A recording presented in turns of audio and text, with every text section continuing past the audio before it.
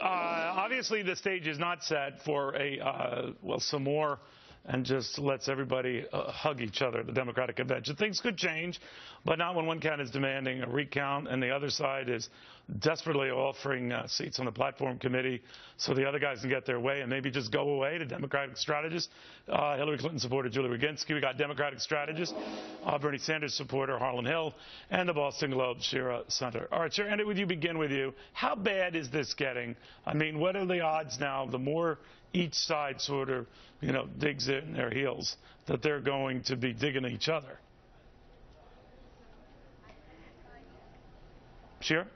Sure, yes. So I think it looks really bad right now, but I think we're going to get a whole lot resolved after the June 7th primaries when a slew of states are holding contests. You're going to have California, you're going to have New Jersey, you're going to have Puerto Rico too before then. So you're going to have a whole lot decided right then. And then is when we'll really be watching Sanders to see what his next move is. If he doesn't make a big impression, if he doesn't win a whole lot of states on that day, then he's going to have a decision about whether he's going to go quietly into the night or he's going to really turn this into a floor fight in Philadelphia in the following month in July.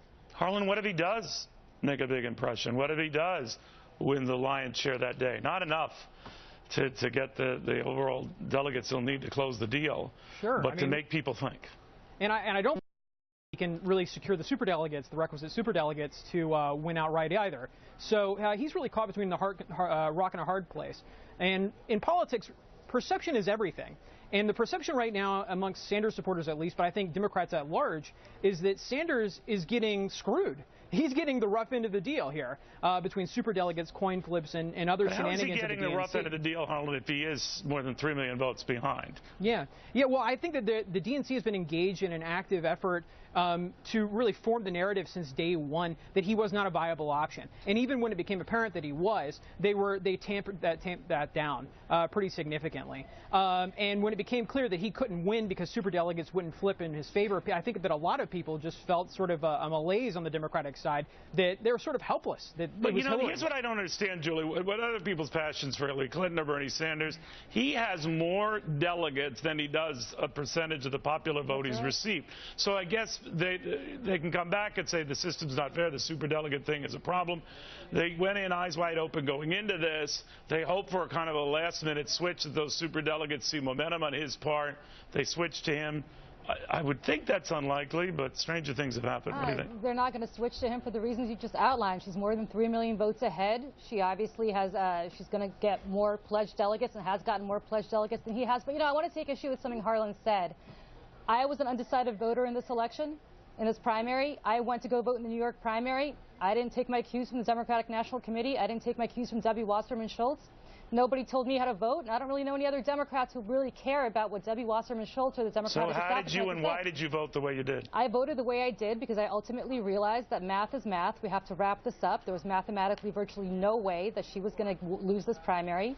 So you voted for her because she looked inevitable to you? I voted for. I voted. Point. No, that's not proving your point. Nobody told me to vote for her. It's a self-fulfilling prophecy. No, Harlan, you think that the only way that she Let her can finish, win. Harlan. I'll go to you, Julie. Harlan, with all due respect, I looked at the number of votes that she had gotten. I looked at the fact that I didn't think a prolonged primary was going to benefit our chances against a Republican in November, and I made up my mind the way I made up my mind. And by the way, Harlan, I had nobody influence me to do that. That's insulting that you think that somebody influenced me or anybody else. I can't speak to your individual case, but I think that this is a self-fulfilling prophecy on the Democratic side, that the DNC engaged in a sort of protectionism from day one to craft this narrative that he could not win, that he was unrealistic, that he could not beat a Republican contender, even though the polling suggests that he absolutely would whip anybody else in the field. Well, that was the same argument John Kasich used on the Republican side.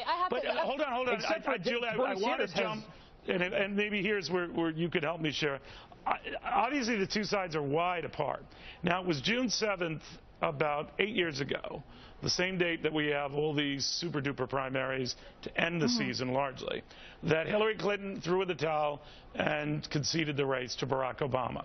Do you think that the night of or the day after June 7th, if it's a mixed bag for Bernie Sanders, he's nowhere close to getting the momentum he had hoped, that he does something similar? He throws in the towel and concedes the race to Hillary Clinton. I think it's unlikely right now, but these are two different politicians and two different races. Hillary Clinton did that, maybe or maybe not, with the knowledge that she would want to run again. And if you want to run again, you don't want to come across as a sore loser or inflict any lasting damage on the party whose nomination you may want to seek 8 years later. Bernie Sanders is probably not going to run for president again, just given his age and the unlikely candidacy. He'd only be 78. Who are you to block him?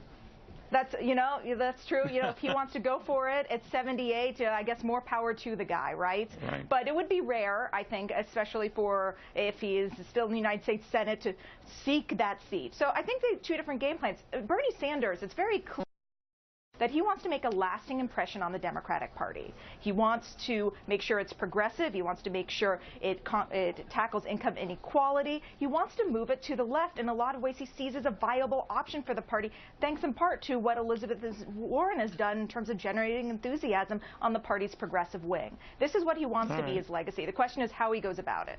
All right. It's going to be a food fight. It's going to be Animal House. All right, guys, thank you all very, very much.